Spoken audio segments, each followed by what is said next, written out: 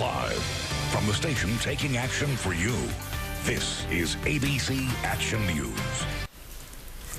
Good news tonight for women diagnosed with breast cancer. A new study suggests half of early-stage breast cancer patients may be able to safely avoid chemotherapy.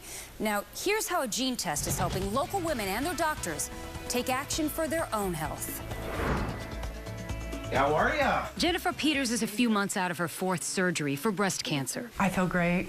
I feel great. Great, she says, because she was able to avoid chemotherapy. I learned about the mammoth print right before my surgery because my surgeon said, we're going to put a port in you and give you 6 months of chemo, which petrified me. But oncologist Dr. David Wenck said, wait a minute.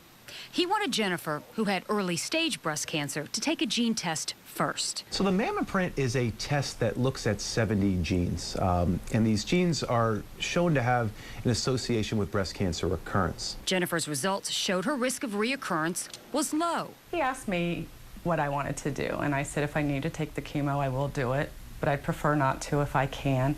And he said, well, based on the test results that have come back, I don't think that this calls for it. Dr. Wenck says a recent study published in the International Journal of Cancer proves the mammoth print's effectiveness. There was a recent study published last month called the raster study that looked at patients who scored out low risk on a mammoth print.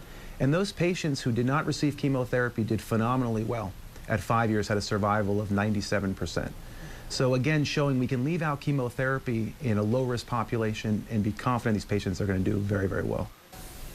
Well, the mammoth print costs about $4,000, but Dr. Wenck says most insurance companies and Medicare will cover the cost of that test.